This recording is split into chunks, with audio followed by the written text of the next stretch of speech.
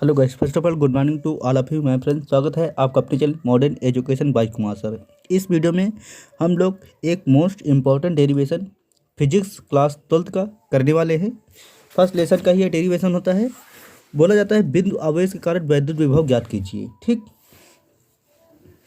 क्या बोला जाता है? बिंदु आवेश के कारण वैद्युत विभव ज्ञात कीजिए। ठीक, तो इसके लिए सबसे पहले हम लोग क्या करते हैं, सबसे पहले कोई भी डेरिवेशन करते हैं तो डेरिवेशन से पहले हम लोग उसकी लैंग्वेज लिख लेते हैं। लैंग्वेज लिखने से क्या होता है, इससे हमारा जो होगा इम्प्रेशन जो होता है एग्जामिनर पर थोड़ा प्लस पॉइंट हो जाता है। ठीक, अगर मान लीजिए अगर आपका 5 मार्क्स का क्वेश्चन आपका कोई है डेरिवेशन है, अगर उसमें आपने लैंग्वेज लिखे तो आप नहीं लिखे तो आपको 3 ही मार्क्स मिलेंगे। लैंग्वेज के 2 मार्क्स आपके कट जाते हैं। ठीक, लेकिन हमको लैंग्वेज लिखना ज़रूरी होता है। तो सबसे पहले मैं बता देता हूँ कि आपको लैंग्वेज लिखनी कैसी है। ठीक, अगर मैं यहाँ पे लैंग्वेज लिखूंगा तो वीडियो काफ़ी लंबी हो जाएगी, इसलिए मैंने पहले से ही नोट करके रखा है लैंग्वेज कैसे लिखनी होती है। ठीक, बिंदु आवेश का वैद्युत विभव ज्ञात करना है। ठीक, लिखेंगे माना प्लस क्यू कोई एक बिंदु आवेश है। ठीक, जिससे आर दूरी पर एक बिंदु पी है जिस पर हमें वैद्युत विभव ज्ञात करना है। ठीक, जिसके लिए माना बिंदु ए पर एक धन परीक्षण आवेश Q0 रखा है। ठीक, इतना रख दिया। अब इतना लिखने के बाद आप क्या करोगे, फिर आप लोग यहाँ से स्टार्ट करोगे कूलॉम के नियम से। क्या नियम होता है? यदि परस्पर दो आवेश परस्पर कितनी भी दूरी पर रखो तो उनके बीच लगने वाला वैद्युत बल क्या होता है, 1/4πε0 के पहला आवेश दूसरा आवेश बटे बीच की दूरी का वर्ग। ठीक, यही होता है। तो हम लोग लिखेंगे इस वक्त हमारे पास है प्लस क्यू और दूसरा क्या है Q0। तो हमने लिखा कूलॉम के नियम से F बराबर 1/4πε0 के Q0 बटे R²। देखिए जो हमारा 4πε0 क्या है, ये तो हमारा नियतांक है, आपको पता है कांस्टेंट वैल्यू है ये सारी। उसका के आपको क्या होता है, परावैद्युतांक होता है। ठीक, माध्यम का परावैद्युतांक होता है।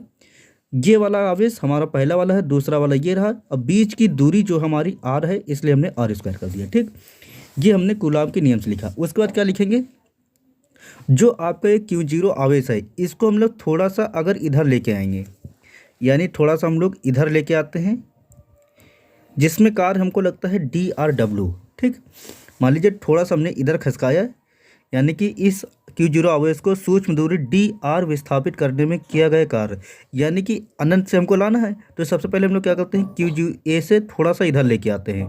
ठीक, अनंत से हमको लाएंगे, अनंत से थोड़ा इधर लाएंगे, इसको यहाँ पर हम लोग नहीं ले सकते, यहाँ पर अनंत मान लेते हैं। अनंत से थोड़ा DRW पर लाएंगे तो उसके लिए मान लीजिए किया गया कार्य हो गया DW बराबर होता है, कार्य बराबर होता है बल गुणे विस्थापन से दूरी। ठीक, ये कार्य की परिभाषा होती है।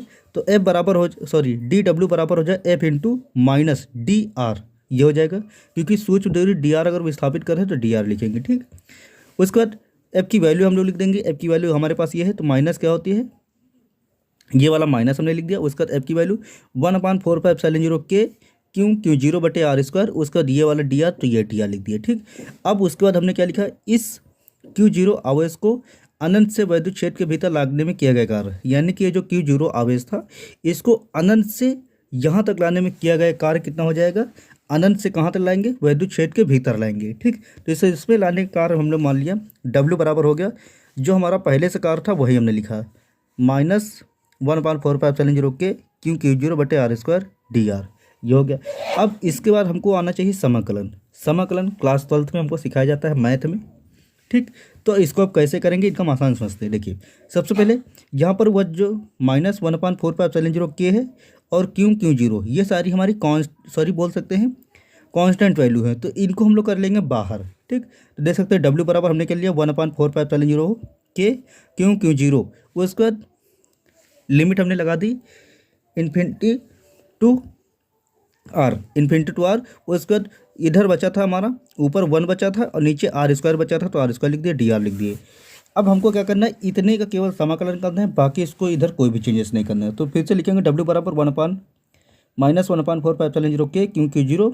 उसका देखिए 1/R² था, तो अगर इसकी R² थी तो इसको जब ऊपर ले जाएंगे तो यही घात हमारी अभी प्लस में ऊपर जाके माइनस में हो गई, तो यहाँ पर हमने माइनस लिख दिया। उसके बाद DR कर दिए। ठीक, जो पहले लिखा था वही लिख दिए।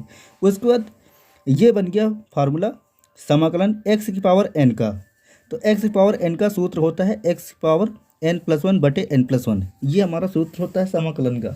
तो उसके बाद हमने क्या किया, यहाँ पर इधर बाहर तो हमने सेम ही लिख रखा है, और इधर हम लोग क्या लिखेंगे, r⁻², यानी कि r⁻n+1 बटे n+1, n का मान कितना था -2, तो n+1 होगा बटे n+1।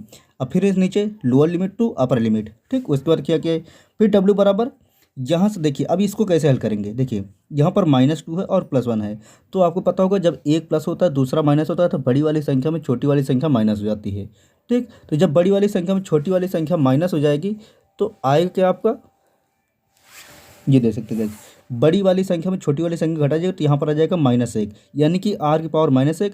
अगर ऊपर माइनस आएगा तो वही r जब नीचे आएगा तो ये r⁻+1 हो जाएगी, और +1 पावर लिखना जरूरी नहीं होता, ठीक, इसलिए हमने नहीं लिखा है। और यहाँ पे 2 - 1 करेंगे तो जब -2 + 1 करेंगे तो इससे -1 आएगा, तो नीचे 1 लिखने से कोई मतलब नहीं है, ठीक।